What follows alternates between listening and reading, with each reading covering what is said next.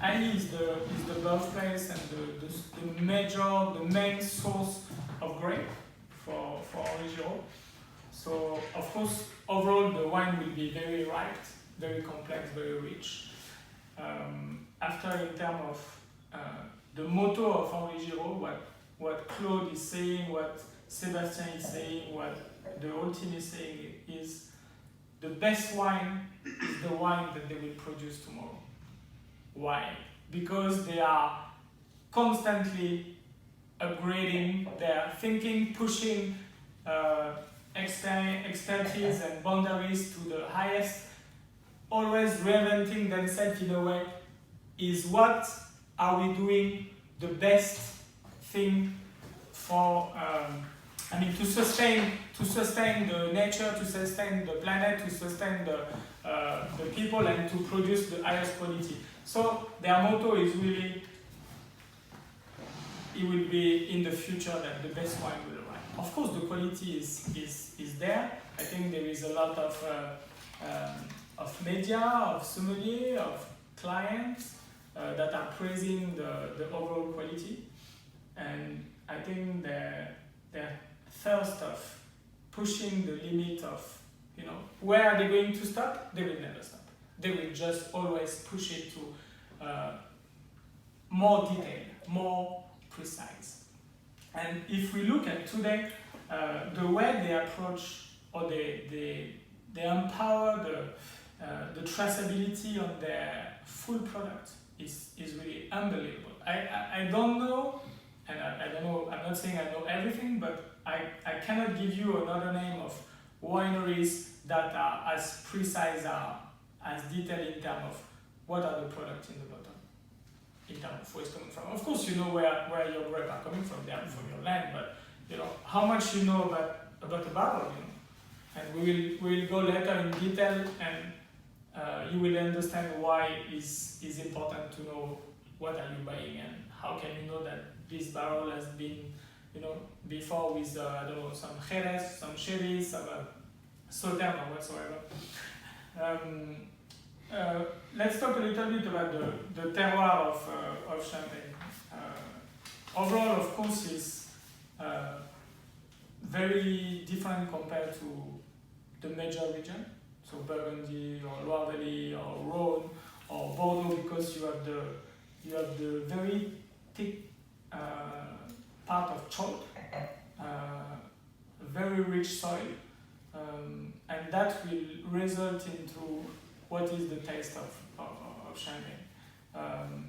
And the microclimate, of course, and if UNESCO awarded the site as a world-class heritage, is not, of course, it's mainly because of the hillside, the cellars and the houses, but is because of the terroir, and that we can sustain over a long period of time a very high quality.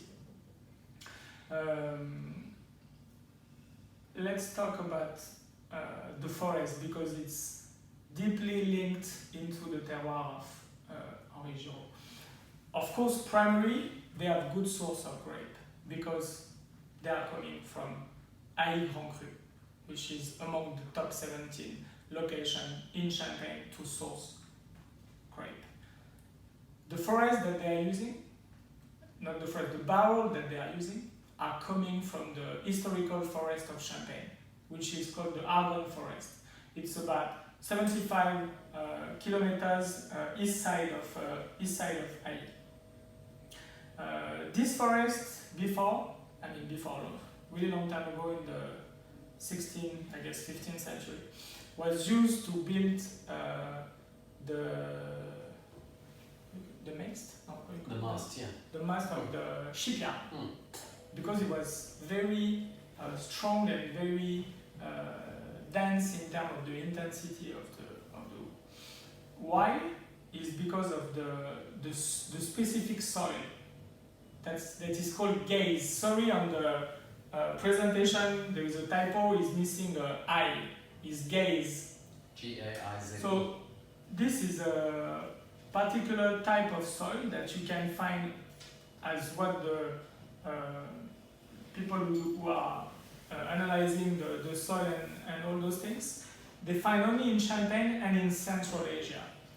And it allows the tree to grow slower, to be more dense in terms of the intensity of the wood, and with this you can basically manufacture like the maize for shipyard and extremely high quality for the barrel.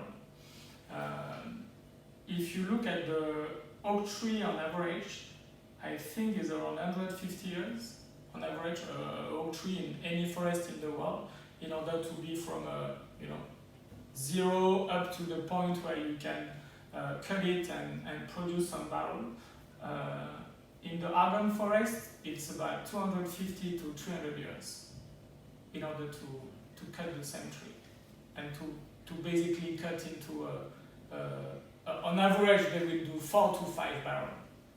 One tree. 200 to 300 years. So I mean, you can plant a little, quite a bit.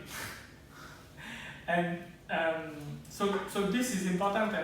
And back to the terroir is what Henri Giraud identified into the Argonne forest is some sub-terroir. So some specific location is like wine. They will use for maybe aging the homage. Some they will use to age the MV. Some they will use only for the Argonne. Or some depending on the vintage. So basically what the cellar master Sébastien is doing is he will taste the juice of the year. So it's not in barrel yet.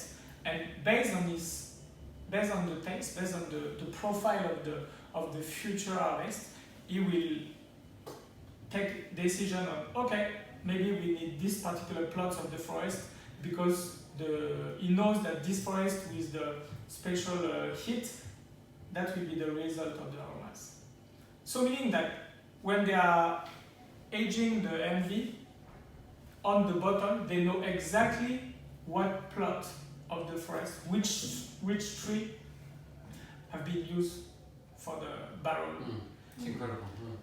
So why is even more important is because I don't know if you thought of this, and honestly I didn't before they told me, and I know you've been there, so maybe they told you. On average, if let's say you put barrel or whatever the liquid inside the oak barrel, how many liters you think will be inside the barrel and that will stay for a couple of years? How many liters you think?